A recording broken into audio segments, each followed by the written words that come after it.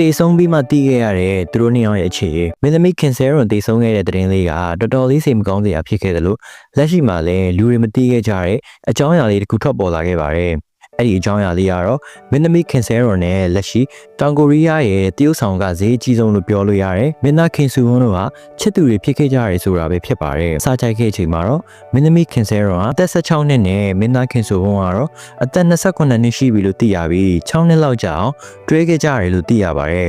သတင်းတွေထဲမှာတော့သူတို့နှစ်ဦးဟာ2015ခုနှစ်နိုဝင်ဘာလလောက်ကစတင်တွဲခဲ့ကြပြီး2021ခုနှစ်ဇူလိုင်လလောက်ထိတွဲခဲ့ကြတယ်လို့ဖော်ပြထားတာတွေ့ရပါတယ်2024ခုနှစ်တုန်းကမင်းသမီးခင်ဆဲရွန်ဟာသူတို့နှစ်ယောက်အတူတွဲရထားတဲ့ပုံလေးတစ်ပုံကို Instagram Story မှာတင်ခဲ့တော့ဆိုရင်လည်းတောင်ကိုရီးယားပြည်သူတွေရဲ့ဝေဖန်တိုက်ခိုက်တာတွေကိုတော်တော်လေးခံခဲ့ရပါတယ်လက်ရှိတကယ်တွဲခဲ့တာဆိုတဲ့သတင်းတွေထွက်ပေါ်လာချိန်မှာတော့မင်းသားခင်ဆူဟွန်းရဲ့ agency အနေနဲ့မှားယွင်းတဲ့သတင်းအချက်အလက်တွေပြန့်နှံ့မှုကိုပြင့်တင်ရှုတ်ချပြီးဒီသတင်းကိုဖြန့်ဝေခဲ့တဲ့ channel ကိုလည်းတရားစွဲဖို့ပြုလုပ်နေတယ်လို့သိရပါတယ်ဒီသတင်းကိုတင်ခဲ့တဲ့ channel ကလည်းတက်တေခိုင်မှရှိတယ်လို့ပြောဆိုထားသလိုကာယကံရှင်တွေကသာဒီကိစ္စရဲ့အဖြစ်မှန်ကိုတကယ်သိကြမှာဆိုပေမဲ့ကာယကံရှင်တွေကတူဖြစ်တဲ့မင်းသမီးခင်ဆဲရွန်ကတော့အသက်24နှစ်အရွယ်လေးနဲ့တည်ဆုံးသွားခဲ့ပြီပဲဖြစ်ပါတယ်